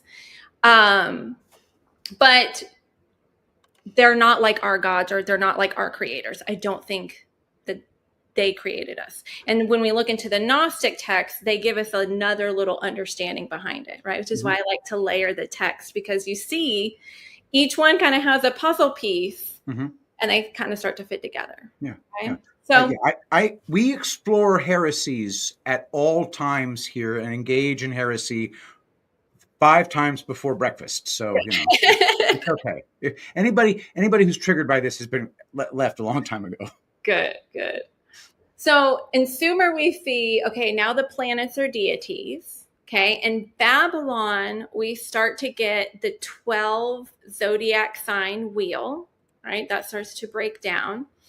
And during this time, right, we've got Egyptian astrology starts to branch off, Chinese astrology starts to branch off, and then Vedic or sidereal astrology starts to break off. Okay, sidereal astrology. That seems to ring a bell. Yes, because we'll talk, that's the important one we'll talk about here in a second. So this is all emerging, 1,000 years even before Jesus, right? And in this timeline, this is around 1800 BC to 0 AD, where all of these different astrology forms are starting to take root, and of course they're going to go through their own evolutions, right? But that's just kind of where we see. Okay, we see sidereal I have a hard time saying it, so I usually say Vedic. Vedic astrology is important because it's the astrology of where planets actually are in the sky, in the zodiac signs right now. And it was most deeply rooted in the Hindu cosmology and in the Hindu texts. Let me get that really, really clear. It is based upon their actual location in the sky, as opposed to what else would it be based on? Tropical astrology then comes to us through the Hellenistic period. Meaning Greek. And they invert the astrology even more and take it off the timetable. They say that instead of Aries, which is the first sign of the zodiac, starting exactly when it comes over the horizon, okay, which is going to shift every single year due to what they say is the precession, but we'll say whatever, right? It simply is what it is. It is what it is. But it would shift every single time of the year. Well, instead, they said, okay, we're going to just say astrology or Aries season, the beginning of the zodiac wheel starts, I believe it's Aries season starts March 22nd, right? Either the 21st or the 22nd. Yes. And so every single year. Well, what happens over time, right, is as the procession keeps moving, we get further and further. We gotta stop. Okay. The audience isn't going to know what procession is. Okay. All right. As we are moving, right, and the stars are moving right through the cosmos, or not really through the cosmos. So let's just, what is procession claimed to be by mainstreamness? The wobble in the Earth's axis. Okay, so there's an Earth's axis in the heliocentric model, and there's a wobble which causes procession. And is that procession what makes it so that the planets wander instead of move in circles? Correct. All right, so they just pulled that directly out of their asses because there is no evidence to support that. However, when you say the procession, right, you mean the fact that the planets move in a wobbly spirograph kind of way, whereas the stars move in perfect circles. Correct. And that if we were to follow that exactly, then we're going to have a little bit of variation in our seasons every year.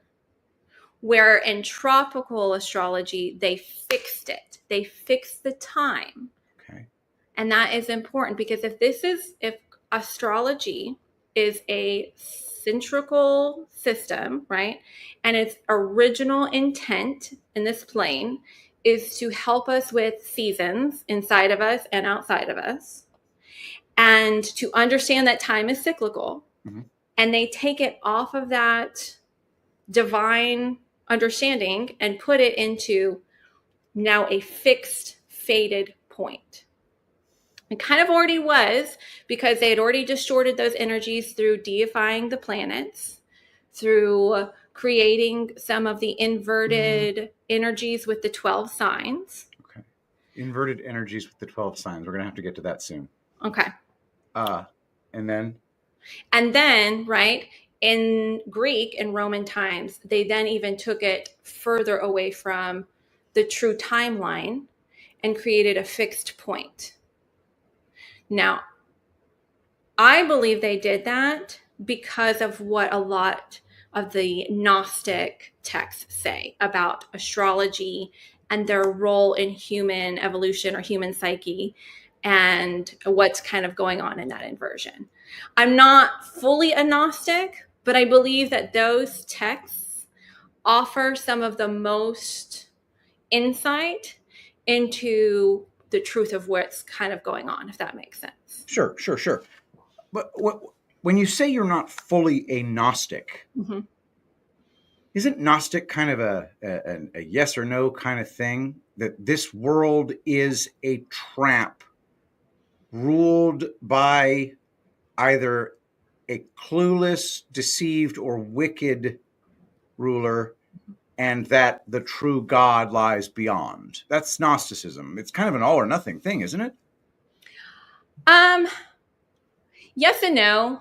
I think yes, if you want to subscribe to the full religion aspects of it, right? So we don't know a lot about the Gnostic religion in and of itself, because so much was actually stolen or burned, right? But we know that there were two types of Gnosticism in their religious texts, right?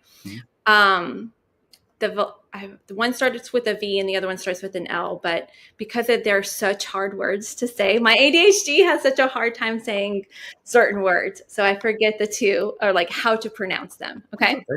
I'll know in a second. So for me, I have a hard time claiming, yes, I am Gnostic, and then fully validating that I believe or subscribe to all the things that comes with it, which it would be everything inside of like the Nag Hammadi, the Pistis of Sophia, the Apocrypha of Joseph, or the Apocrypha of John, and how most people interpret them, because I'm not really sold out on the fact that it was maybe the demiurge, right? It could be the reptilian aliens. You know what I'm saying? Okay, couldn't the demiurge just be Lucifer?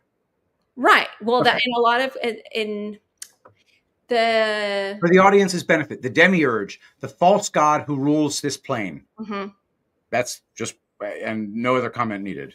Okay, more to Satan than to Lucifer, because in Gnosticism, Lucifer and Satan are kind of looked at as two different things. Okay, because that's another big one. And we started on astrology, and we'll circle back to it, I'm sure. But I want to get to some of that Satan and Lucifer stuff. And Prometheus. So okay. I have heard some of my favorite smarty pants intellectual types refer to the rulers of this world as the Prometheans. The people who worship Prometheus, who is also Lucifer, same idea. One's from a Greek perspective. Lucifer is from a, I guess, modern perspective. I don't even know. But more biblical, yeah.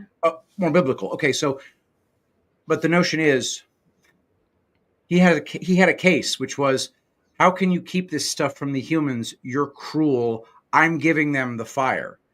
And, a little fun fact, in Moana, frickin' Maui, played by Dwayne Johnson, says, when the nights grew cold, who stole you fire from down below? You're looking at him, yo. Like, okay, so you're just gonna say, okay, well, yeah. He's Lucifer, kids. Mickey. Anyway, the main thing here is you got Lucifer, Prometheus, the demiurge, and then Satan. And in Gnosticism, Satan and Lucifer / Prometheus are completely different. Is that right? Correct. Yeah. Okay.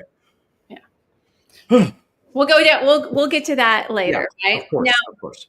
But what it says about astrology, okay, is in there's Godhead is what they call it, or source.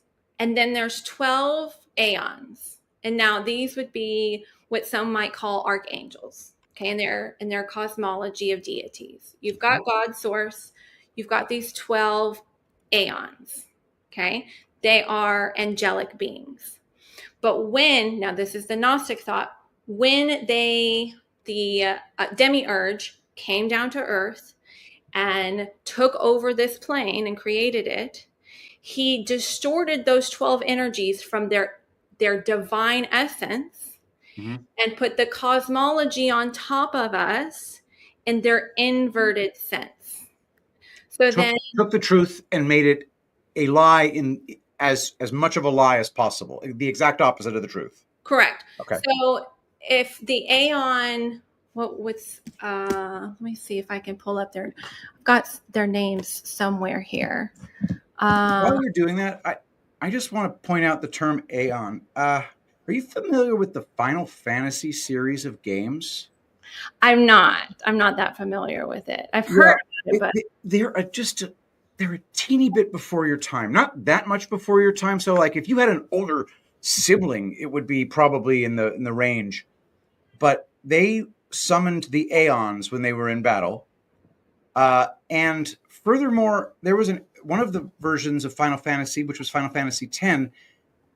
The entire purpose of the game was to free the world from a sad, horrible ruler of the world who had all the sin of the world heaped upon him, and defeating him would cause the spirits who dream this world to finally get to stop dreaming and go to sleep, or something like that.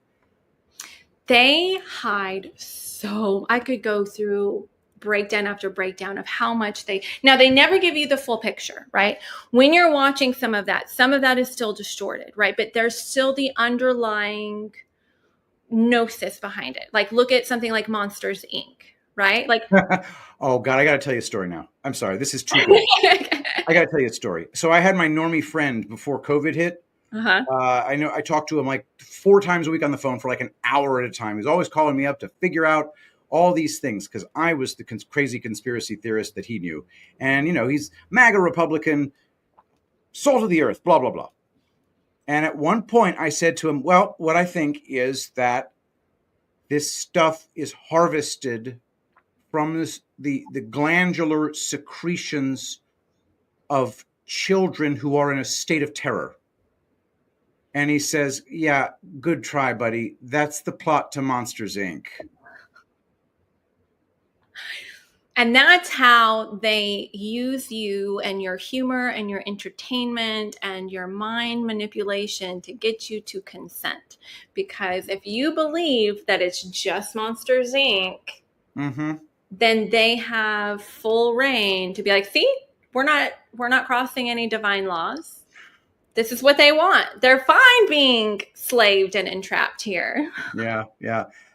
They hate our guts. That's for sure. But they're subject to the same God that we are, aren't they? The God punishes them too. So, well, they're already punished. Like in my understanding, a part of the reason why they have to feed off of us, they use this as like a loose energy system, is because they can't get to God, right? And is it in the Book of Enoch? I think it might be in the Book of Enoch, right?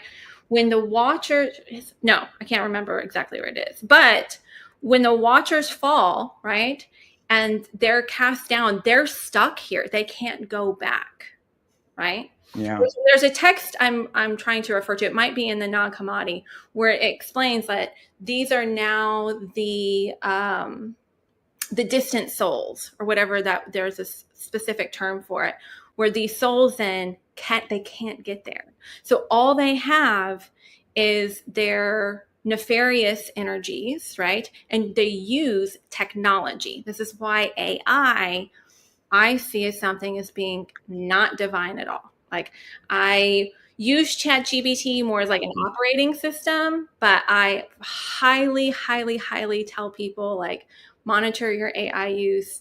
Definitely don't take anything it's telling you as truth, because once we even start outlining, right, we've got the Sumerian text, we've talked about Babylon, we've talked about Greek and Roman, we're talking about the Gnostic texts. When we get into what's called the Moon Saturn matrix theory, which sounds very similar to everything else, right? This then becomes the control system, if that makes sense. Oh, it makes sense. Yeah, we're living in a control system. Yes. There is a ruler of this world who is obviously not happy. Right. So the Moon Saturn matrix theory, I guess the Moon and Saturn, they work together to create a false perception of reality. Yes. Do we mean the Moon and Saturn literally? Not in like a spherical sense, but in their energetic sense. That And what they are up in the sky, whatever they are, correct. They work together to generate an artificial fake reality. They've been implanted or infected with something that makes them that. They are not inherently nefarious in and of themselves. Okay. But you'll notice that a lot of Saturn, Satan, a lot of Satan symbology, a lot of the symbology just comes back to Saturn worship, right? Saturn in the cosmos of Greek and Roman pantheon was Kronos, and was seen as the timekeeper, the keeper of fate, right? Yeah. The moon is the emotional body. It is also the mental and the psyche body of the cosmos. So if these, we'll call them stars and planets, okay? If these stars and planets are some type of energetically divine system, right, that's helping us through our life, that then has been hijacked, okay, into a fixed fated system where we are then programmed, right? It's then being used to manipulate and distort time, which is why they do their rituals on that timing essence. They make sure that all their plans are going according to astrology, because whatever they are, right? Whatever they are using, they've hijacked these energies to create a cosmology that is fixed or fated to some point. And in Gnosticism, okay, the Pistis of Sophia, part of it is Yeshua or Jesus coming back after he has ascended to tell Mary Magdalene what that experience was. And he says, as he goes through the he has to cross through 7 archons, right? And each 7 archon aligns with 7 planets. Okay, what's an archon again? Archons, okay, so if there's 12 aeons in Gnostic cosmology, right? The 12 aeons correspond to the zodiac? They do. Okay. And archangels. So they are not nefarious in of themselves, right? Okay. Then under that, one of them was Sophia. She creates the demiurge. The demiurge is the one head Satan figure. And then the archons in biblical sense would be all of the other fallen angels that go with him. Okay. They're on team Satan or team demiurge in the Gnostic tradition. But above them are the aeons, and the aeons remain in the celestial sphere, or they join us in they're still up there? They remain in there, but they hijack some of their energy. Okay. They're trying to invert some of their energy. They invert some of their own energy? The archons and the demiurge try to hijack some of the aeon energy through using the astrology system. Okay. And the astrology system at this point it's just a timetable. It's just a thing that tells time. Or is it something that tells fate? It should only be telling time. It should not be telling fate. But what I believe when they inverted here, that's what in the Pistis of Sophia talks about, that the archons took over those energies. Okay. And so as Yeshua ascends, which the story to read itself in the Pieces of Sophia is kind of interesting because he gets basically to not heaven, right? But he's ascending through and he gets there and all of the archons are mad because in the Gnostic cosmology, the idea of going towards the light, okay, is a soul trap. So Gnostics believed in reincarnation and they believed that Earth is kind of like hell, that we get stuck in a reincarnation trap. Now, it's not the lowest frame. There is like something even worse. And there is something worse than here, right? But in the biblical sense of like our souls get trapped in forever, we get trapped here forever, reincarnating over and over and over again, staying stuck in their systems of fate and trauma and fear so they can feed off of our energy and not to help us get out of this dimension, this whatever you want to call it, and ascend to the heavens. More than just, this is their Gnostic idea, right? More than just proclaiming that Jesus is the Savior, you need to have the codes because he already broke the codes. He already did the seals, which I'll explain that in a second. Okay. So in the Pieces of Sophia, Yeshua gets up into where the archons are, okay, in the cosmos. They're all mad that he's there to begin with because he should have just been reincarnated into the light. So like, what are you even doing here? And he's telling them, I am the child of the one true God. All right. You guys are false gods. I do not belong to you. I'm the child of the one true God. He's telling the archons this. Mm-hmm. Okay. So help me out. Mm-hmm. What time frame is this taking place in? After he ascended? Yes. And then he came back. The archons are hanging out on Earth. Yes. They control Earth. And he goes to visit them. No, he's going to heaven. He's ascending. He's on his journey up. Uh-huh. And he tells them that. Yeah. He says, I'm a child of the one true God. Then he has to go through, it's 7 seals, 7 planets, 7 archons. And each one, he has to give them a different seal. So what a lot of people in esoteric knowledge believe is like the 7 seals, the 7 planets, the 7 chakras. It's kind of like the 7 sins, right? So the first one, right? And in the Gnostic cosmology, they don't tell you exactly what Yeshua says broke the seals. But in their story, he basically says what needs to be said to break those seals. Okay. And opens up basically a portal for more of us to ascend through. It talks about how he takes 1/3 away of their power.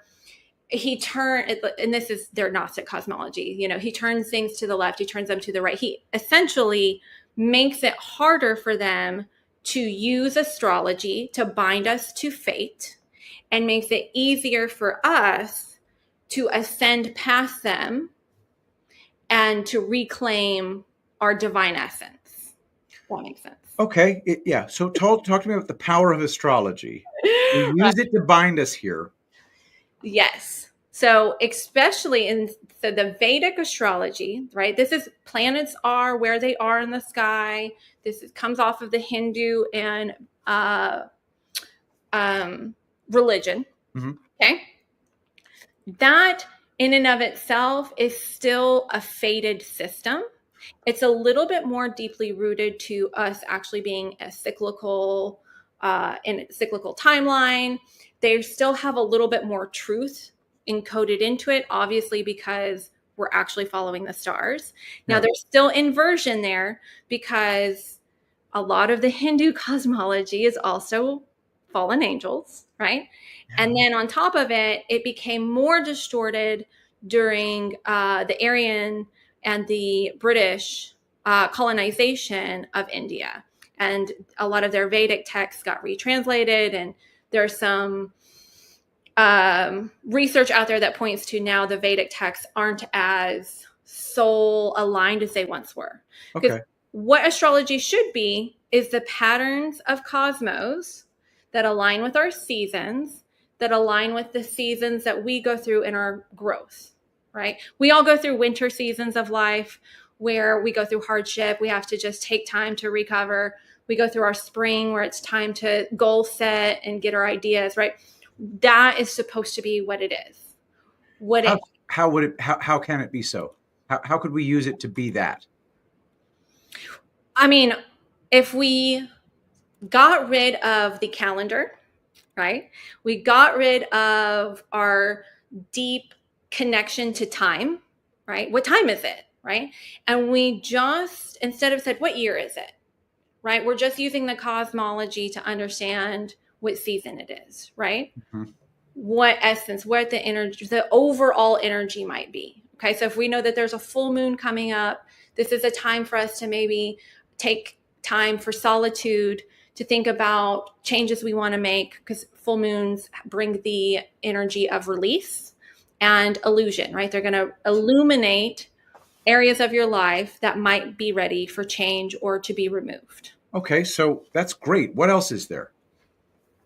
That's kind of, Greek, it's not just Greek, right? Because it goes through, Greeks got it from somewhere else, mm-hmm. Right? But that would be what, in essence, the highest alignment to astrology is. But when they inverted it, okay, when they took it and they started to create the 12 zodiac wheel, right? Now this is what's kind of starting to bind us more to fated energies, okay? And or it could be used for ascension, right? It has its high vibrational understanding behind it, which I'll speak about in a moment. But so it's just so we're mapping it through, right? Because we had stargazing and using the astrology just for seasons and basic overall general understanding, not fate. But when the Watchers came and they started to invert that energy, and they set up some type of matrix system, they harnessed the astrology energy and inverted it to become a fated system. But fated, F-A-T-E-D? Mm-hmm. Okay, meaning a system that tells you your fate. Yes. Got it. Before Yeshua came, so in Gnostic cosmology, and I believe this too, before Yeshua came, it was almost impossible for any of us to escape here because we were fated to that Vedic astrology, right? When we are born, okay, we come through at a certain time period. The idea is that where the stars are, right, and the planets are, each has its own energy, its own connection to the internal systems, like our chakras, and our personality or our mind mapping, how our energy, like our energetic blueprint, is supposed to work. When they created that system, they set it up, right? They have to set it up for a catch, right? Because they always have to give you a way out. But they set it up so that when you were born, you have certain lessons. Now, some people in esoteric circles will tell you, you get to choose your soul lessons before you come here. Some people think that it's more about past lives. There's a lot of nuance, right? And understanding, is Earth a school? Is Earth a prison? All of that kind of stuff. Do you have an opinion on that? Huh? Do you have an opinion on that? I think it's mostly a prison, but through understanding what it is, it becomes a school.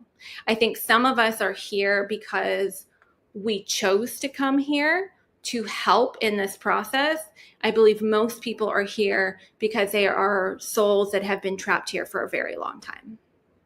Have you ever seen a movie called Defending Your Life? I haven't even heard of it. Oh my God, you have to see it. Okay, so here's the plot of Defending Your Life.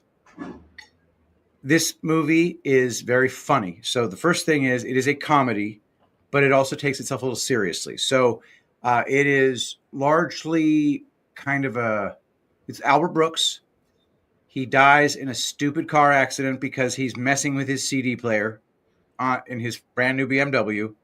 And he wakes up wearing a white toga on a bus with a bunch of old people heading to Judgment City. Okay. In Judgment City, he is put on trial.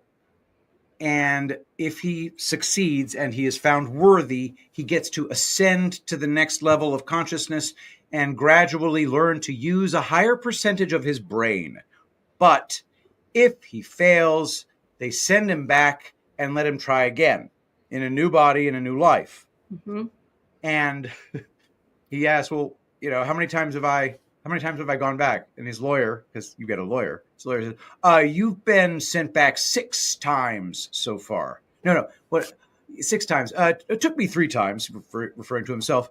There are people who have been, don't worry about it. There are people who've had to go back hundreds of times. I wouldn't want to hang out with any of them. So anyway, it's that you're put on trial to see how well you conquered fear. That was the thing talked about in defending your life. And sometimes I just think to myself, do these Hollywood Jews know way more about how this universe works than they're letting on, and they're telling us through movies? Just, it's possible, and it's heretical. But we also know, what is the first thing an angel says to you when he appears to you? Don't be afraid. Right. Look at the Bible. How many times does it say, look, don't be afraid? Mm-hmm. Yeah, fear is, if we're going to equate anything to Satan, right, in energetic form or in an emotional form, fear is pretty much the closest you get, right? Yeah. Fear and ego. These are the archonic systems that lie within us that I think we have to learn to transmute. We have to learn to figure out how to process and overcome, right? That's the whole soul journey when we get into like a lot of esoteric circles, right? That our soul progression is like this spiral upwards. And as we learn and as we grow, we're overcoming those fears. And each chakra, the 7 chakras that are talked about in Eastern systems, right, align with, like I said, the 7 planet energies. And there's a whole bunch of other outlines we can map them across. But each one has its high frequency, its divine essence, the way it can impact your life in a positive way. And each one has its shadow element, right? Its egoic tendency. So my idea or understanding is that before Yeshua came, most of us lived within our first 3 chakras, which, for those who don't know, okay, it's the root chakra, which is the red one, if you've ever seen like the rainbow dots, right? The root chakra, the sacral chakra is the orange one, and then the 3rd chakra is the solar plexus. And when we're looking at those energies, right, the root chakra is about our basic necessities. It's the energy of safety, okay, of stability. And so when we feel grounded, when we feel safe, when we feel structured, that energy center is healthy. But when we're fearful, right, when we're scared about where money's going to come from, right, our necessities, we don't know how we're going to pay for our food. We don't know if we're going to go to war. We don't know, like, right, all of these things we get bombarded with that deteriorates that energy within us. And then we go into lust in our sacral center, which we see that projected a lot. That's where lust is, in the sacral chakra? The sacral chakra, the 2nd chakra. Now, in this divine essence, it's about creativity and expression. It does have our sexual energy there, but in a more divine and pure sense, not in like a pornographic or in a more lustful sense, right? Okay, it's more about reproduction then? Yeah, or love through sensuality. Okay. Right? That's a communication of love. Got it. And then we've got the ego in our solar plexus, which, our ego is like our self-esteem, which can be healthy in the middle, or we can have too much self-esteem. We can move into egoic tendencies where we're very selfish, or we can have not enough ego, which then we become the doormats, and that also is not healthy, right? So these energies, right, are the main energies we were operating off of prior to Yeshua being born, right? Given to us in some way. And he was what helped us unlock the heart center. Okay. So I forgot kind of where I originally started with this tangent. Well, you started with the chakras, root, sacral, solar plexus, and then I think you just said heart. The heart center, right? Which is a good one. And then just so you guys know, like, so the heart center in its highest expression is compassion, it's love, it's empathy. In its lowest expression, right? Love can also become obsession, or it can become like a doormat. We can self-sacrifice, sacrificial love. Then we have our throat center, our throat chakra, the highest expression. This is us speaking our truth, right? Standing up for ourselves, setting boundaries, being willing to not wear a mask when everybody is telling you to, right? Yeah.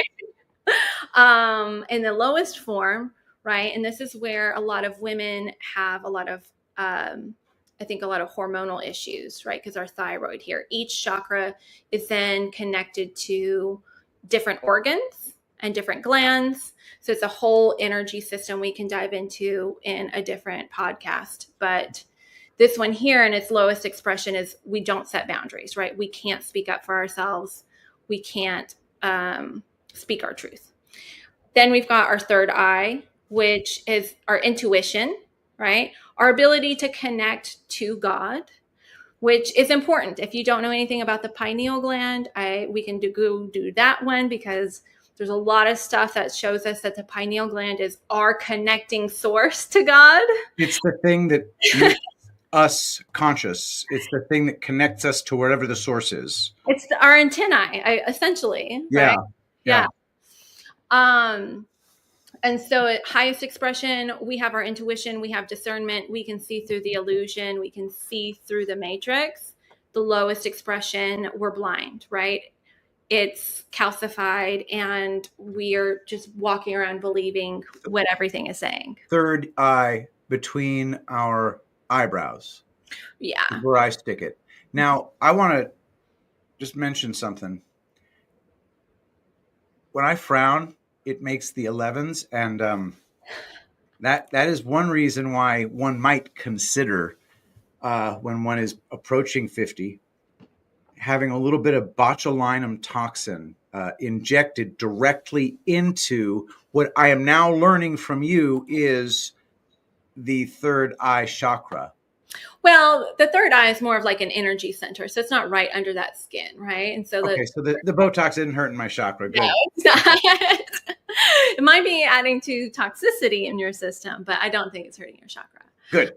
And then we have our crown, right, which is even higher connection to God. It's that we can sit in meditation or prayer and actually receive messages. We don't have any religious trauma that might be blocking us, which so many people have so many blockages from unfortunate or poor religious experiences that it almost cuts them off.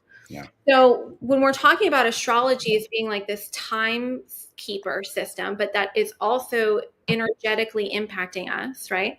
We've got these 7 energetic centers in our body, right? And so the energy inside of us wants to connect all the way up to source, divine, God. But there is like layers, almost like the firmament, okay? The firmament is one of the layers.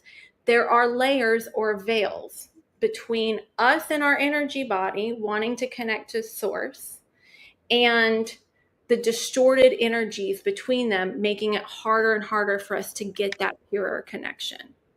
Which then results in having to go back and try again at the end of your life. Correct. That if we can go through all the chakras or all of the lessons, all of the soul growth, and understanding that there's nothing to fear, right? That sex is divine love. It should not be something that we just casually wander around in all of this pornography. I could go on a whole tangent about sacred sexuality. Anyway. Pornography is a weapon. Oh, very much so. When we get over our ego, right, and we're acting more from a selfless place, when we have compassion and empathy in our heart instead of hatred and resentment, when we can speak our truth even when the world casts us out, and we can know that our divine intuition and our divine connection are stronger than anything that this illusion can carry us or throw at us. That's kind of that ascension. And astrology, in the sense of, okay, now I have this birth chart. There's these 12 signs. Then there's all these planets that have been kind of deified with different energies, right? And when it outlays, now it'll be different depending on if you believe in reincarnation or not, but in your birth chart, it shows how your energy, those 7 centers, have been programmed either by you because you chose to come here and have some soul lessons, if you want to take that ideal of it, or by the archons who want to keep you trapped here with different karmic lessons, different trauma bounds or trauma loops, generational patterns. We can see this in astrology charts, right? Like I've seen in my client where I could tell in a family system that her father was not her biological father. No way. Okay, that's pretty badass. Okay, so when we get to sidereal, which is Vedic, and tropical astrology, which is, even though it's a false timeline, okay, it's the one that we live in because we're part of the Western world. So the elites use both astrology systems. They're going to use both of them, but they mainly project the tropical astrology system because, one, it's more inverted. Okay, it's less attached to where the stars actually are, right? And 2, it makes it more manipulatable. It's more fated to like your energy. So I suggest people knowing both systems, but for most of us here in America, studying our tropical system more. I resonated with my tropical birth chart for a while before I grew and like I did a bunch of healing to ascend out of that chart. And now I actually, resonate. That's the word I was looking for. I actually resonate a little bit more with my sidereal chart, which I think is because I've already taken some of these lessons and evolved through them of like, this is not who I have to be. Okay. Your astrology birth chart might be some of the way your energy communicates with the rest of the world, why you've gone through certain relationship, money cycles or problems. Some of your personality, a lot more in your shadow aspects. So not always in the things that make you the best, right? In our tropical charts, a lot of it is the shadow things that we're here to not accept about ourselves, but to go through the soul growth lessons that allow us to transcend it, if that makes sense. Yes, it does make sense. Okay. Something you said earlier kind of really piqued my interest. You think some of us may have chosen to come here. Mm-hmm. That's very interesting. So the rules of the game, so to speak, are when you do come here, you come here with blank memory. You're not allowed to know about your previous lives. Mm-hmm. You get here, you grow up, you're one of the people who is energetic in a way that can help others, which is why you made a choice, which means you were given a choice, which means that somebody, I'm assuming not an archon, but someone else, not an archon. The archons wouldn't say, do you want to come or do you want to ascend? You've got this. Right. What is that? What do you think that would be like? And what thoughts do you have on that topic? So when we're looking at this idea of Earth being a school and this soul evolutionary playing field, usually comes to us from the alien cosmology or understanding, like the ancient alien idea, right? That laid out really quickly. Okay. Yeah, please. Okay. That in Sumeria, where we talked about the Anunnaki who came down. Okay. The ancient alien theory is the Anunnaki were not just one race of aliens. And I'm going to use aliens here because it's just a popular term. Not of here. More interdimensional being, right? Because they can be in 3D form and then they don't have to be in 3D form. Okay.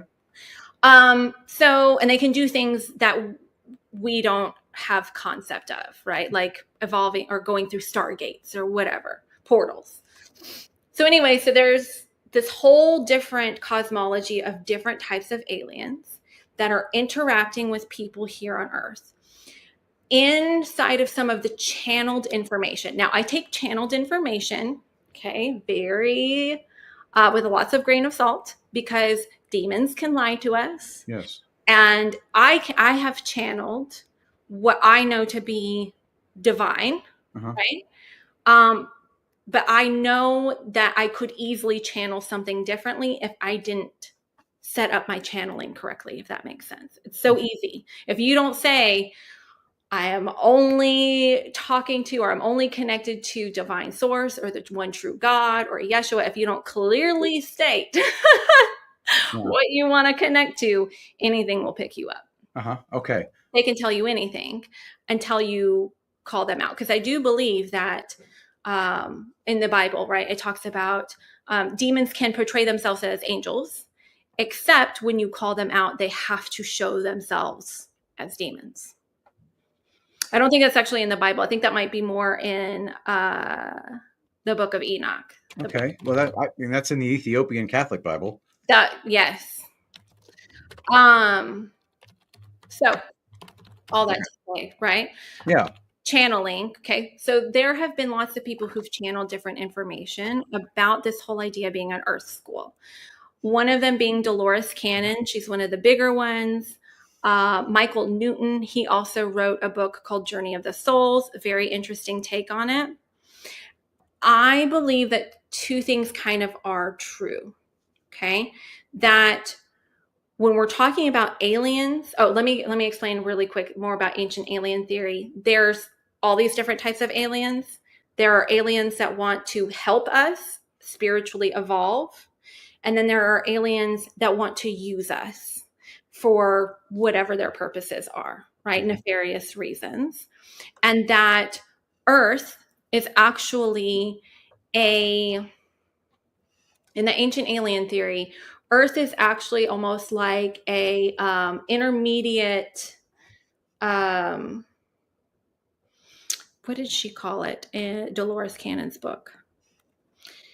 I'm trying to think of it. But anyways, because these two different, I want to say collections of aliens, okay? The Draconian. Intermediate school, intermediate planet, or school for souls at an intermediate level of development? Yeah, but it was meant to be a pact, okay? Because in the ancient idea of cosmology, the ancient aliens idea, the Draconian reptilian aliens have been at war with the Orion or the Palladian aliens for divine light and divine and inversion, right? Mm-hmm. For good versus evil, if you want to put it in that way, or service to others versus service to self is a lot of times what it's more accurately depicted as. Okay. And that this battle has been going on for millennia through the entire universe, and that Earth is supposed to be where we come together and can transmute those lower energies that have been basically ravishing the universe with their AI, draconian, reptilian, fear-mongering, satanistic, I don't know, whatever you want to call it. So Earth is special in this cosmology. In this cosmology, Earth is special as it's meant to be this place where we have both a reptilian brain, which is ego, and then we're also given the divine spark, the mammalian brain, right? And so our souls are given this path to choose good versus evil. And as more and more of us choose the good, we balance out the off-putting energy that's been happening in the cosmos of taking out more and more of the negative archonic energies, because we're transmuting it basically through living through this life and ascending through the energy. That's some really intense stuff. There's so many millions of different directions we could go with this. We're gonna go ahead and wrap up for today. However, I want to try to set the stage here, because a lot of things got explored just now. that all need to be explored individually as their own topic. For example, Dolores Cannon, or another example would be the concept of Earth as an intermediate step towards some things. It really reminds me of a lot of things that we see in fiction, as if we are being given hints about these things. The concept of the archons, the Book of Enoch, the Apocryphon of John, all of these things fit hugely into it. Why these things were stripped out of our scriptures, that's a big deal. We decide what is the holy book and what's not the holy book. You got 73 books in the Catholic Bible. Bam! Protestants come along, they strip out 7. Whew! That's bold. It is. Who do you think you are? But that's just me as a Catholic. But long story short, we have 1,000 different topics that we need to cover here, and astrology is just the I guess the overarching theme of timekeeping or understanding. I like to look at it as a blueprint. Okay, gotcha. Blueprint, right? So to kind of wrap it up, your Vedic astrology is kind of the energetic blueprint, right, of your soul path, right? The tropical astrology is almost like a sticky note somebody put on your back, because it's even more inverted than that Vedic astrology, right? And everybody else in the world can see it's not see it, right? They're interacting with your energy in this way, just like everybody could see a sticky note on your back.